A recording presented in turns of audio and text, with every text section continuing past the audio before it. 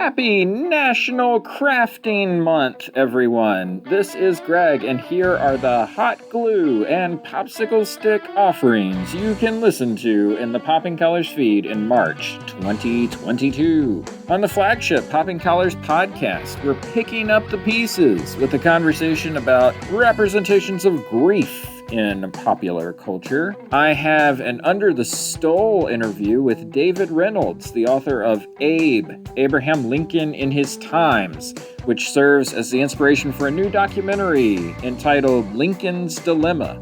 Here David weave together the history and mythology of the great emancipator. Betsy and I are bedazzled by movies from 30 years ago. This month, we discuss the joys and challenges of John Singleton's masterpiece, Boys in the Hood. Finally, Dan Joslyn Simitowski is back to discuss baseball and sacraments on a new episode of The Sacred Six. This month, the glitter will be flying when we discuss confirmation and Joe Carter's most famous home run in World Series history. You're listening to the little DIY pod that always colors outside the lines. Thanks for joining us, and keep those collars popped.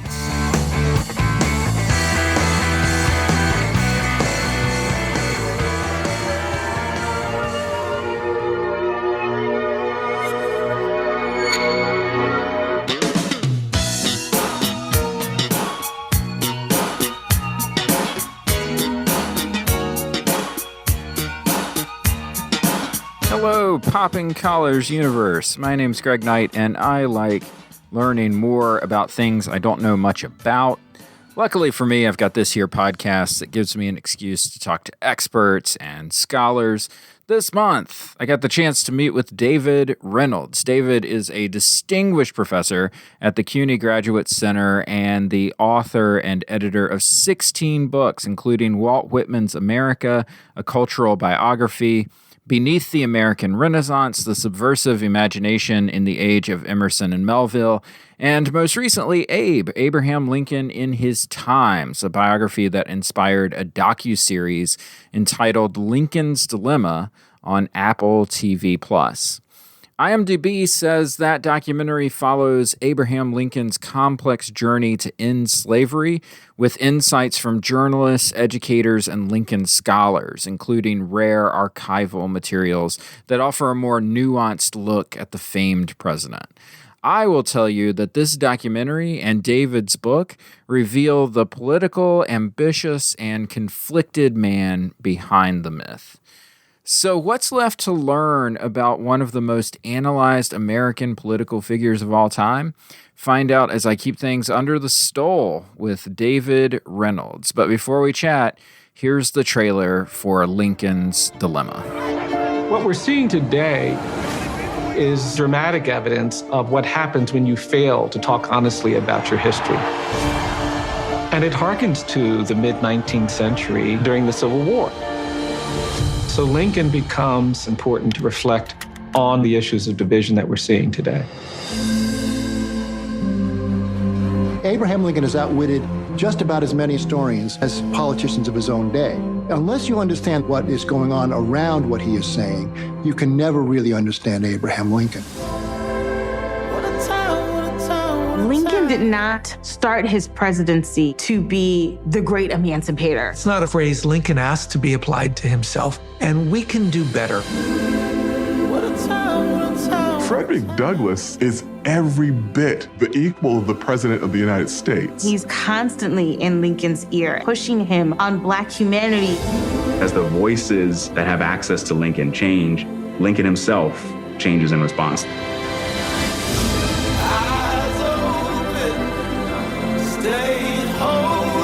Lincoln's number one agenda is unification.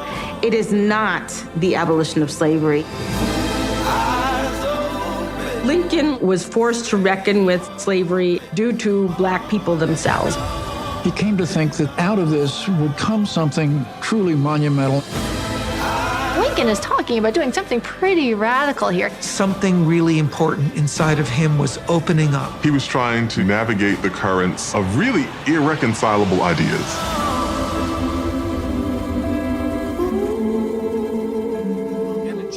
kind of get you started on a question that I always ask. I'm always curious whenever we have guests on the show of how did you find yourself doing what you're doing as far as, writing books about history, writing books about figures? What was it that happened in your life that made you think, well, this is what I want to do. This is what I want to pursue?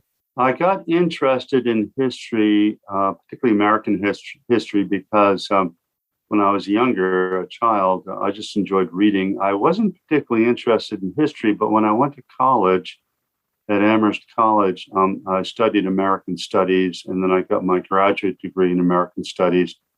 And at first, I was mainly interested in the authors of the 19th century, Herman Melville, Edgar Allan Poe, and Ralph Waldo Emerson, the whole culture.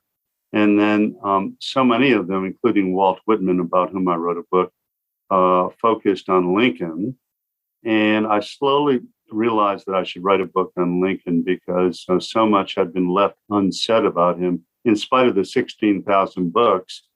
So much of his contemporary culture had been left out, and he had real interchanges with that culture, and it was influenced by it. So that's basically how it happened.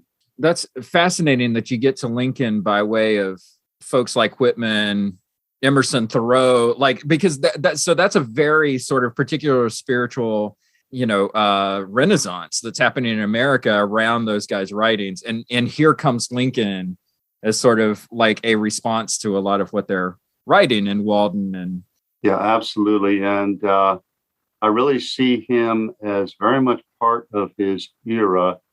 Emerson said about Lincoln that there's no other great hero. He wrote a lecture on heroism, and no great heroic statesman in history who spans the entire realm of culture. From the very highest, Lincoln, even though he had less than 1 year of primary education, could recite Shakespeare by the page and many other poets by the page just from heart. But at the same time, he enjoyed bawdy humor, sentimental songs, popular songs. So he really spanned the entire realm of culture. And a lot of Lincoln biographers, well, virtually all of them really don't know too much about that culture that he grew up in. So I emphasize that, hey, he was deeply involved in everything going on there. And this really fed into his expansiveness and his compassion. And it helped him when he bounced off of this culture, which was often rowdy and turbulent. It helped him, in a sense, discipline himself, which is one reason why he loved poetry so much, because it channels meaning and feeling and emotion. And that's why the greatest speeches we have, the Gettysburg Address and the Second Inaugural, are really like prose poems. They're very short, they're pithy, and they concentrate so much of American meaning of America just in very concise and rather poetic language. That's actually part of what I wanted to talk to you about was your book and the way that it sort of frames Lincoln moving forward, because so much of the documentary is about sort of this kind of dichotomy between history and mythology. And we've kind of leaned on the myth of Lincoln and ignored a little bit of the history of Lincoln, which you've talked about. And it makes me wonder I would start by asking this. What do you wish people knew about Lincoln, the historical figure, that kind of gets swallowed up by the mythological emancipator? Well, the fact that he is human, but not only that, I mean, he's not a saint. The fact that he was assassinated lent to a lot of hagiography, even to this very day and so forth. And he was just a human being struggling to do what he believed was right. But also, as the film points out, he was a politician as well. And Frederick Douglass and other African-American reformers in particular were like his conscience, always encouraging him to be more militantly and overtly anti-slavery. But as my book and the documentary points out, he was kind of in a bind because he hated slavery as much as Frederick Douglass. Right. And he believed in human equality. But he was a politician, unlike Douglass. It's like comparing Martin Luther King to a politician. Reformers and orators have a certain latitude of public expression that politicians, frankly, don't. And he was running for office in, frankly, a very unfortunately racist country, even in the North. A lot of them were anti-slavery, but a lot of them had racial views. And in order to get elected, he had to be Blondin. Blondin was a tightrope walker who went back and forth across Niagara Falls, carrying a man on his back and pushing a wheelbarrow and everything. He said, I'm Charles Blondin. And he said early in the war, if I make this a war for emancipation right away, right now, what's going to happen is that we're going to lose the border states. The border states had enslaved people, Kentucky and Tennessee and so forth. And yet they were still with the North, with the Union. And he said, if I lose Kentucky, we're just going to lose the war. And I might as well hand over Washington to the Confederacy right now. So he had to be very cautious before the war and during the war. And finally, he reached a point where he was able to issue the Emancipation Proclamation, which initially was kind of a war measure, but then, as the film shows, a kind of juggernaut of emancipation led to his full-throated public support for emancipation. That idea of the border states, and especially of the West, sort of feels like it's a key part of the Lincoln presidency. Lincoln's not a Northeastern Republican here. He's coming from the frontier a little bit, right? That's got to sort of play into how he understands DC politics at this time. Yeah, and his Western persona wasn't really a persona, it was a reality, because he had like a Midwestern accent and he was kind of folksy, and he was beloved as Abe the Illinois rail splitter and that kind of thing. So there was this folksy charm. At the same time, in a sense that hurt him with certain Easterners and West Pointers such as McClellan, his first general, who never took to him. McClellan, who knew a few languages. He was very high in his class at West Point, and he was all about appearance. He was sort of a handsome, gold button general and everything. And he very much looked down on Lincoln and called him a baboon and a gorilla. So the kind of Western folksiness of Lincoln did appeal to a lot of voters, but then it kind of turned off certain dignitaries and so forth. Yeah. So even his cabinet members, Salmon Chase, thought that he was. In fact, when Lincoln heard someone say, "How can you take on Salmon Chase? He thinks he's greatly superior to me." And Lincoln's response was, "Hey, if you can find people that are greatly superior to me, please bring them up, bring them on. I want them." And he managed to work with Salmon Chase and various rivals because there were excellent, qualified people in general, except for Simon Cameron, but that was a political appointment, and he got rid of Cameron. But yeah. I love this because the detail of it and the specificity of it is really what is attractive about what I've been able to see of your book so far, but also what comes out of the documentary is this. It's complex. Like there's not a simple narrative that goes into the election of this president, the war that happens during this president's first administration, and then what comes after. And I love the way that you said that his assassination leads to his hagiography, because it feels like of every president, maybe Washington and Lincoln are the most sort of mythologized of, the ones that have come before. And it makes me think that people don't want the history because it's too complex. People want the mythology.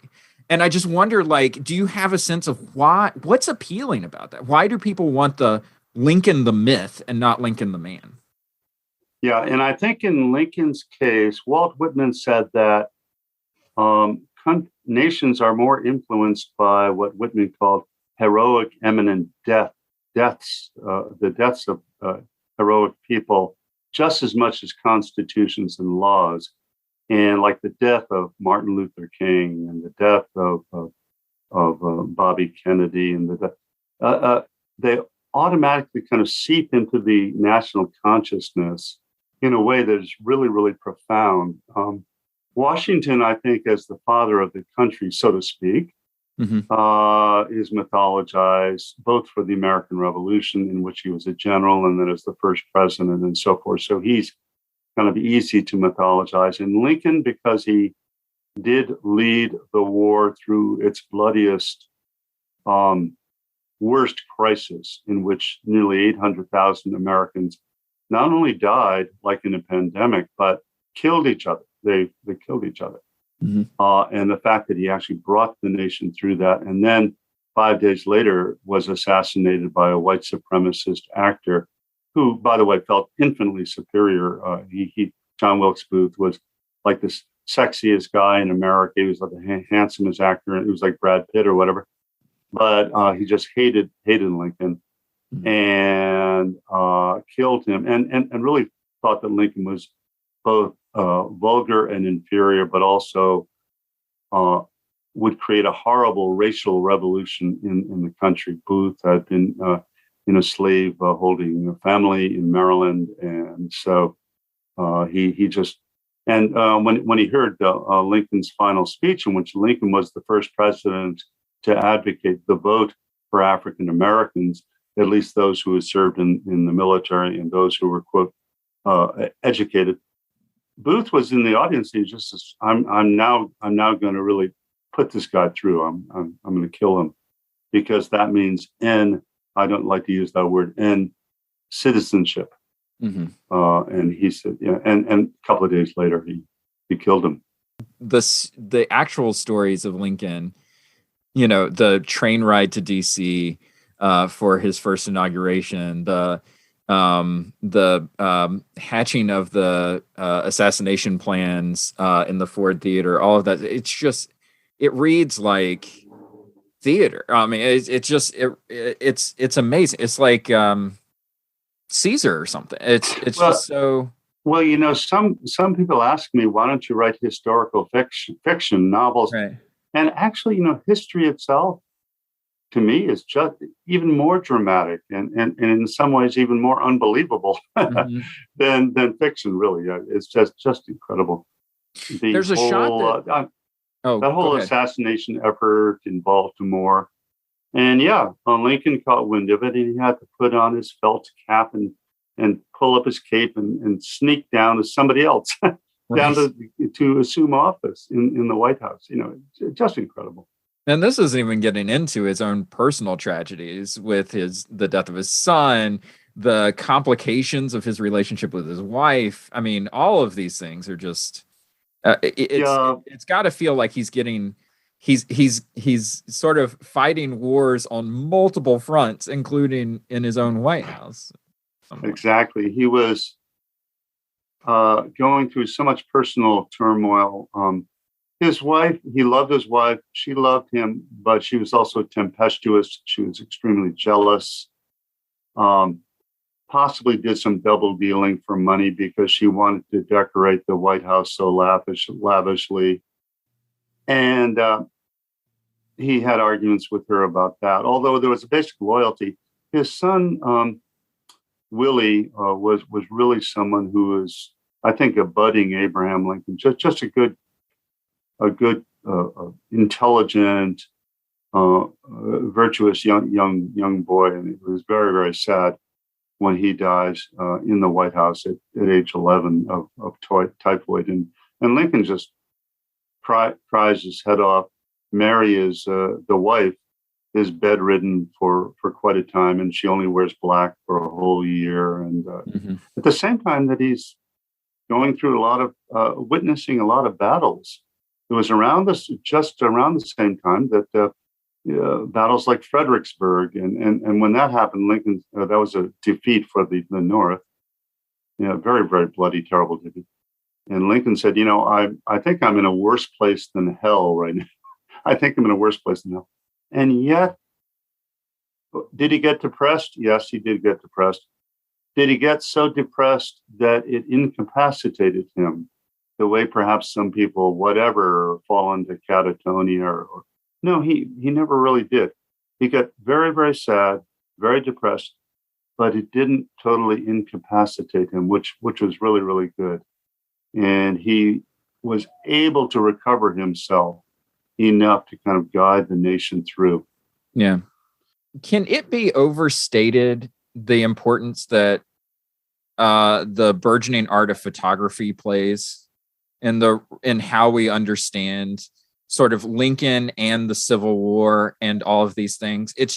It strikes me that being able to see actual real images of the man with the circles under his eyes and the weight of the war in person, not through portrait, but in photograph, and the devastation of battles and the bodies strewn across fields and stuff, that's got to affect how Americans understand not just him, but also what's happening to the country.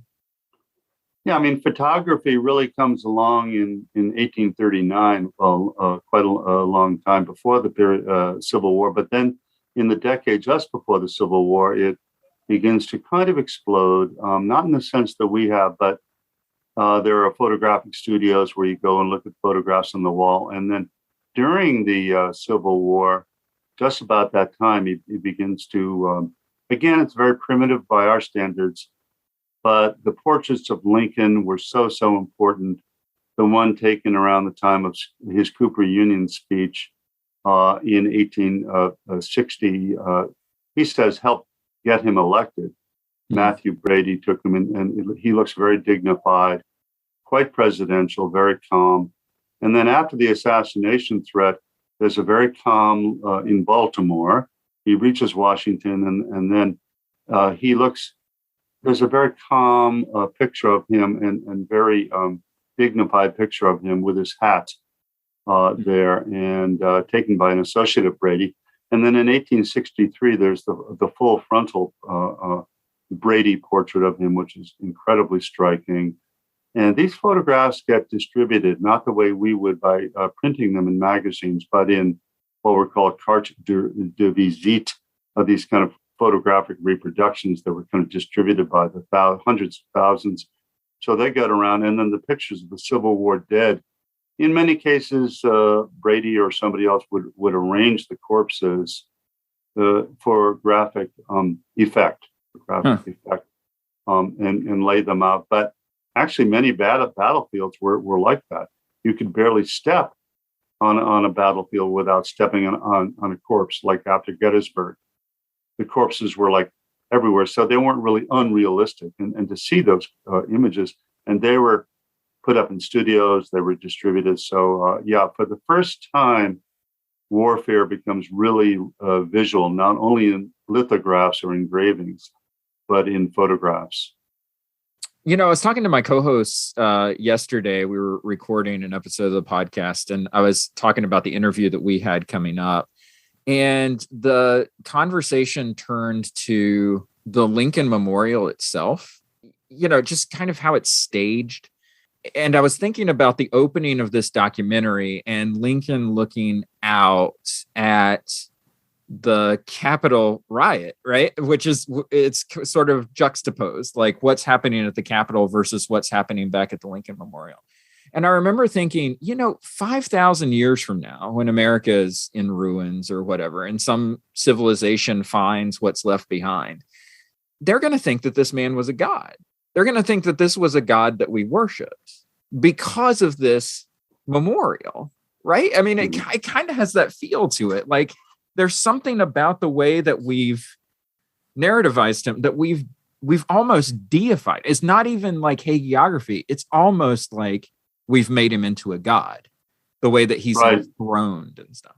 And, he might have appreciated the memorial, but he didn't like to be worshipped. When he walked into Richmond, Virginia, the capital of the Confederacy that had fallen to the Northern troops, he was surrounded by African Americans who are now free. And he told them, "You're free as the air." But one African American got down on his knees and he said, don't get down on your knees to me. Get down on your knees to your maker. Get down on your knees to your maker. You don't get down on your knees to me. He said, I appreciate your appreciation. He was a very, very humble man, and he was always kind of making fun of himself. And he was humbled before God because the most honest religious expression that we have from him is he didn't write it for anybody, just for himself. He was scribbling about God. And he was basically, it's called Meditation on Divine Will. And he's saying, basically, this war is in God's hands. I can do what I think is right. I don't know how the war is going to end up, and I'll try my hardest, and I'll try to strain toward justice. But it's in your hands, God. It's not in my hands. And that's why in his very last great speech, the second inaugural, he has so many quotations from the Bible, references to God and the justice of God. And in that speech, it's directed against the sin of enslaving people, the sin of slavery.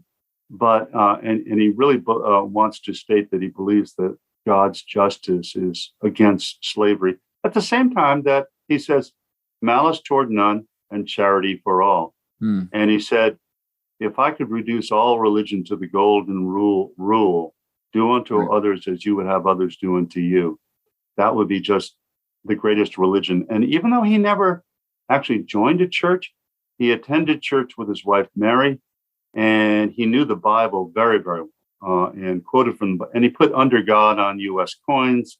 He nationalized Thanksgiving as a religious holiday. And under him, Christmas became what it is today, a national, previously been dominated by the South. So, yeah.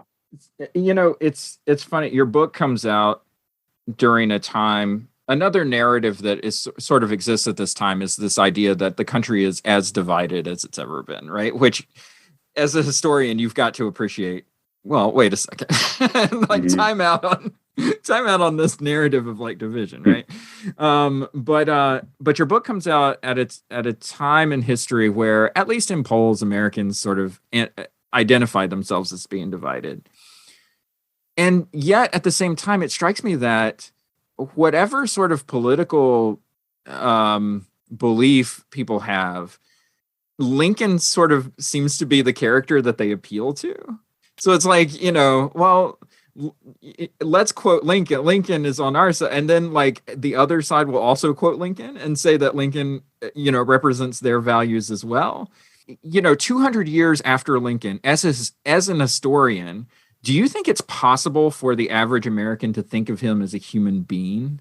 If you read, for example, my book, in which I trace him as a human being with all his foibles, there were moments when he felt like committing suicide early on because of certain love relationships that one person died and so forth, and he did have periods of depression and so forth. And his storytelling fests on the law circuit, and his love of popular music and everything. So, I think not only that, but during the Civil War, moments when he turned ghastly white and really looked almost like a ghost after, 20,000 people were collectively were killed in a certain battle. And he recites Shakespeare at that point. Tomorrow and tomorrow, from Macbeth. And on the last day of the war, when Lee surrenders to Grant, and he wants to read poetry about death because he's thinking about all the people who have died under his watch, about 800,000 Americans. And everybody else is saying, mission accomplished, and oh, this is great. Mm-hmm. And he was sitting there reading aloud from Shakespeare and from Longfellow. These are poems about death. They were very meaningful to him. And he wasn't just jumping up and down. And I think that if we view him in this way, there's a humanity to him that everybody, whether you're Republican, Democrat, doesn't really matter, can associate with. Another thing is that he did associate with London, the tightrope walker. So there was kind of a conservative side to him and a kind of a radical side to him. And people retrospectively, in a sense, can kind of pick and choose which side they would like to identify with. Right. He was really a centrist in many, many ways. And he was the first to say, I'm blonde and I'm on the tightrope here. So, in the grand scheme of things, this is a very short amount of time in American history, but there's no shortage of stories that can come out of this time. Do you get a sense that we're going to be, just thinking historically, do you think we're still going to be talking about this 100 years from now, 200 years from now, that Lincoln's still going to be that figure that kind of pulls us back to that time in our country's history where we were at war with each other? I really do. And people who have read my book say that almost every page has something new about him. But I think that another book could be written where almost every page has something new. He is such a complex and fascinating figure and also such an icon. And if you kind of get rid of the mere hagiography and look closer and closer, there's so much more to be said, for example, about his relationships with a lot of different people, both during the war and before the war. And I begin to probe them, but just so much more to be said. And he does stand the test of time. And I think 100 years from now, if we're still around, we'll still be talking about him. Yeah. I'll get you out of here on this. I always finish up all of these conversations by asking folks, we are a pop culture and religion podcast. And so I'm always curious, is there anything that you're watching or reading or listening to that you would recommend to other people? Something that you would say, oh my gosh, right now I'm watching this thing and everyone should check it out. What's an offering that you would say that you would recommend to folks? I just watched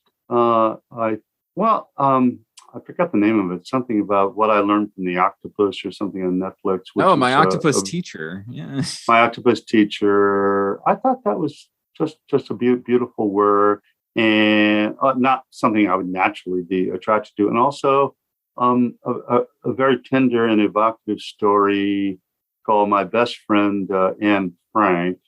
I've been watching that recently, which is a Danish film, I think on Netflix still. And it has subtitles, but and again, you think the Anne Frank story, okay, we've heard too much about that, but actually it's really well done, and it does depict the concentration camps, but in, let's say, a more hopeful way, because it's not just a picture of dead bodies or anything like that. It's more about resilience and so forth, and friendship and love and so forth. So those two are really interesting to me. Nice. David Reynolds, thank you so much for joining us. Thank you, Greg. I really appreciate it. It was just great talking with you.